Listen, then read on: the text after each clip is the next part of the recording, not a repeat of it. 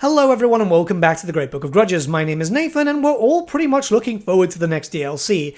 I know some people say that, yeah, it's not factions that are too interesting for them, but it's about time that we're getting new content. I'm quite excited for this DLC because I like Scar Bloodwrath. His lore's always been quite interesting in the rest of the Scaramore, so I'm hoping that the other units are going to be implemented too.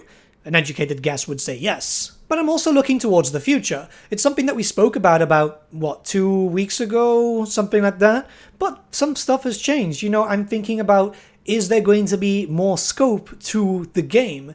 A lot of people are thinking, well, this game might have only just a few years left, 2027 and becoming a big thing. And I could see that happening, but it's possible it could be extended even further, and there's a bit of a reason to think of that. So we're going to have to talk about a lot of stuff and just jump right in. But before anything, a big thank you to our regular sponsor, Instant Gaming, a platform where you'll be able to buy games at discounted prices. With the cost of everything going up, you might be cutting back from buying a game or a DLC, but with Instant Gaming you can buy stuff at discounted rates, literally right from the launch of the title and even through the pre-orders too. It's a platform that I use myself because, I mean, if I can save some money in buying games, I can then put that money for more toys for Warhammer. Yeah.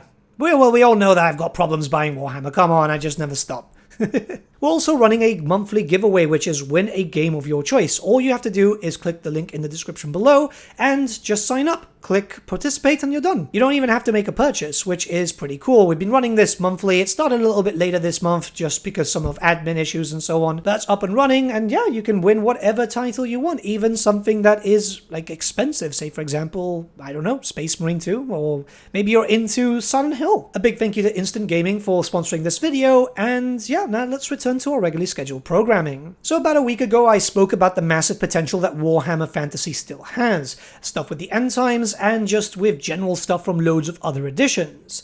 If this new coming DLC, which we still don't have a name for by the way, which is really frustrating, if that one does have a bunch of end times units, which an educated guess would say yes, well, yeah, we have a lot more DLC potential. Pair that with the fact that CA Sophia is now taking part in Warhammer, which, if you guys didn't know, and I keep saying this a lot, during the lifespan of Troy, they brought in a lot of innovative new systems for Total War that would really translate extremely well into Warhammer and to future titles. It's good seeing them working on a main title, and I can't wait to see what they've done with this DLC and potential future ones too.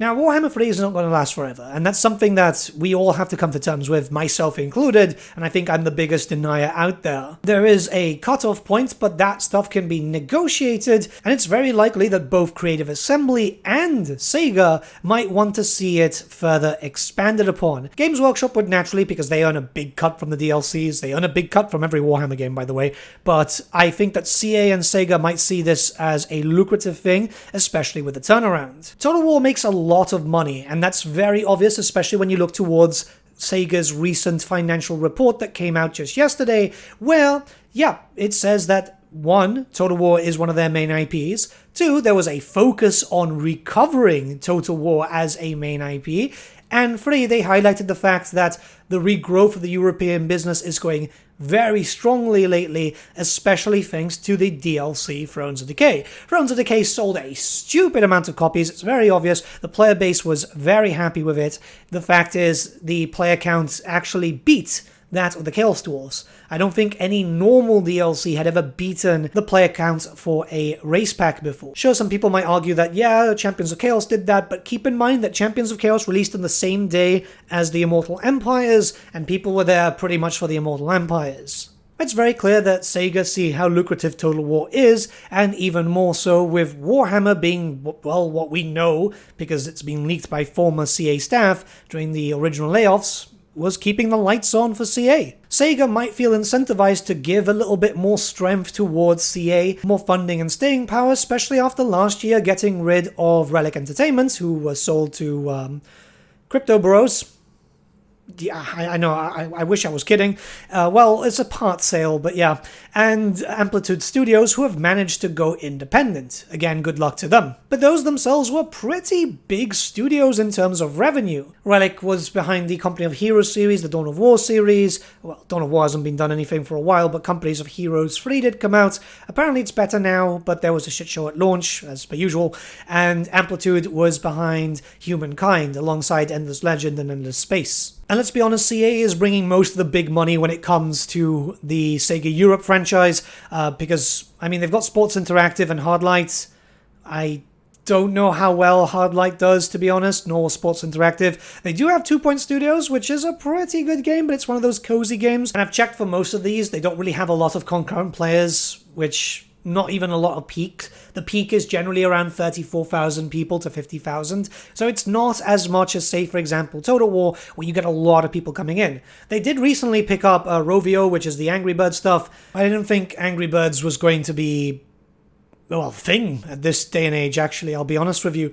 So, when it comes to this, probably Hardlight is the biggest one, because Hardlight makes Sonic games, and then obviously Creative Assembly. And it's highlighted in their financials. The Sonic series and the Total War series are their biggest ones from Europe. So it's very likely, and I would actually say it's pretty much confirmed, that Sega are looking towards Creative Assembly as the driving force keeping Sega Europe afloat. It's not been the best thing for the past year and a half or so. They are kind of making a profit now, but that's because, you know, Amplitude was able to buy itself out. And even then, they've got projections that they want to hit, not only for themselves, but the shareholders too, which is always a really big issue when it comes to, like, game companies or companies in general. Shares are a big thing. Dividends needs to be paid. So let's go back now. Does this mean that Creative Assembly's scope could be increased for Warhammer 3? Well, it could actually be possible. The fact is, we have to look towards, realistically, what is to come for Warhammer 3 in terms of rumors. It was this coming DLC, then a possible Sinesh DLC, a Dogs of War DLC, and possibly an End Times thing. That was pretty much what was rumored. If they start getting back to the spring of things, and, you know, with the help from CA Sophia, I could imagine 2 or 3 DLCs coming out a year, which could get us all the way up to the 2027 mark, which is the basic rumor, possibly even 2026. But there were also quite strong rumors that we wouldn't see a game this year or next, which means maybe we won't see a game in 2025. The rumors themselves have been quite strong, which...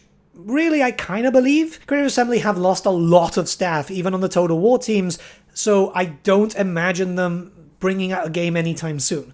2026, I think, is more realistic, because they have started hiring once again. It's a slow process, but at that point, that means that they're going to hire people, they've got to train them, they've got to get them used to, hopefully, a new engine. I mean, we know they're working on a new one, but we just don't know what game is going to be on there.